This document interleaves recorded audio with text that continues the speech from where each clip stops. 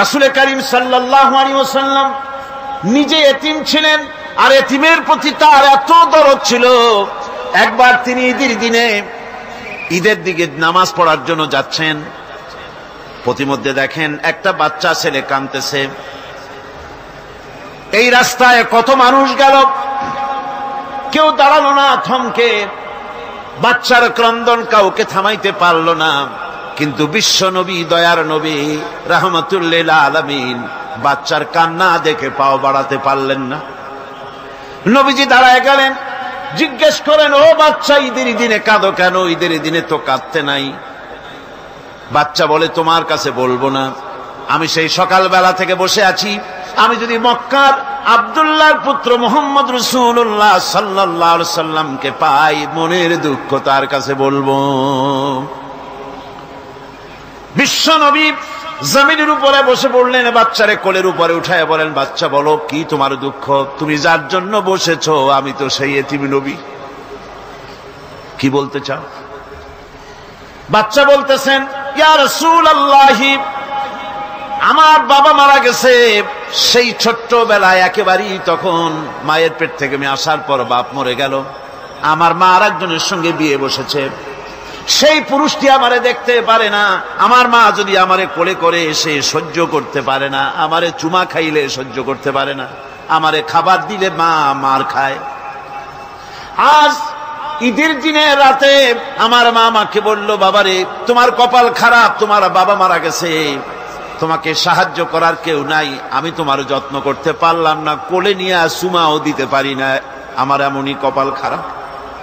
সুতরাং এতিমের দরদ এতিম ছাড়ার কেউ বুঝবে না।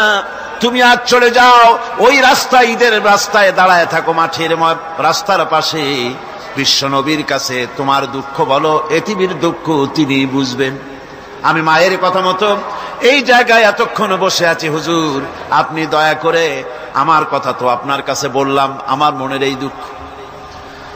নবীজি বাচ্চার কথা শুনতেছিলেন, চোখ দিয়া পানি পড়তেছিল, বাচ্চাকে বুকের সঙ্গে জড়িয়ে ধরে নবীজি বলেন, ও এতিম, মুহাম্মদ সাল্লাল্লাহু আলাইহি ওয়াসাল্লাম যদি তোমার পিতা হন আর হযরতে আয়েশা যদি তোমার মা হয়ে যায়, বলো তোমার মনের দুঃখ মেটে নাকি?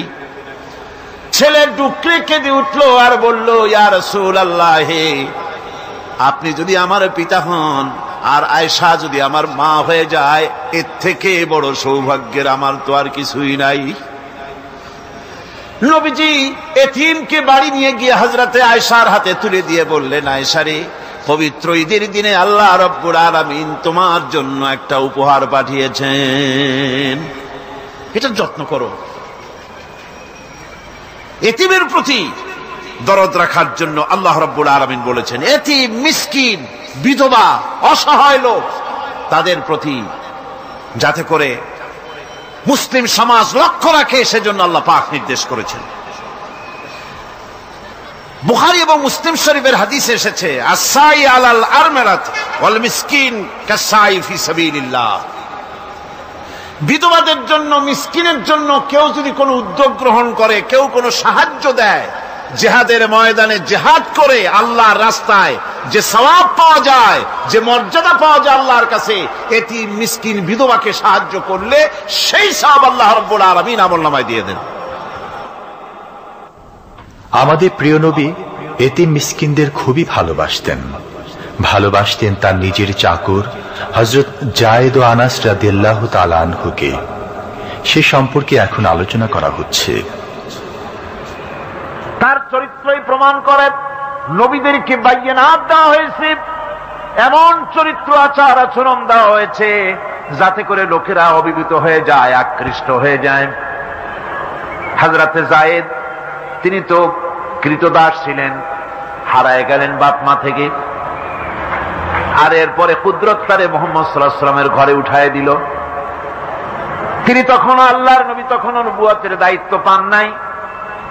যায়েদের পিতার কাছে খবর হয়ে গেল, যায়েদ আছে রাসূলের বাড়িতে, মুহাম্মদ সাল্লাল্লাহু আলাইহি ওয়াসাল্লামের বাড়ি মক্কায়। তারা এসে হুজুরের সঙ্গে দেখা করে বললেন, মুহাম্মদ সাল্লাল্লাহু আলাইহি ওয়াসাল্লাম, জানতে পেরেছি আপনার কাছেই আমাদের ছেলে যায়েদ আছে, মেহেরবানি করে তাকে আমাদেরকে ফিরায় দেন।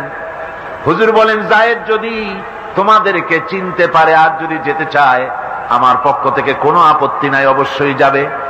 তবে যায়েদ যদি যেতে না চায়, আমি এমন লোক নই যে কেউ আমার কাছে থাকতে চাইলে আমি জোর করে তাকে ঠেলেও দিতে পারি না, আমি তেমন লোক নই।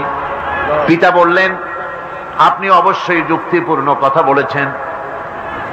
হযরতে যায়েদ কানা হলো। হুজুর বললেন তুমি কি চেনো এদের? কি? যায়েদ বললেন চিনি, ইনি আমার বাবা, উনি আমার চাচা। যায়েদের পিতা বলেন বাবারে বাড়ি চলো, তোমার মা কেঁদে কেঁদে হয়রান, চলো বাড়ি যাই, বাড়ির যা কিছু আছে সব তোমাকে ফিরিয়ে দেওয়া হবে। হযরতে যায়েদ বলতেছেন পিতা বাড়িতে যা আছি তাই শুদ্ধ, তামাম দুনিয়াটা যদি আমারে দেওয়া হয়, এই লোকটির কাছে থেকে যে ব্যবহার পেয়েছি আমি এই লোকের কদম ছেড়ে যেতে পারি না। তার চরিত্রই প্রমাণ করে তিনি নবী, কি ব্যবহারটা পেয়েছেন।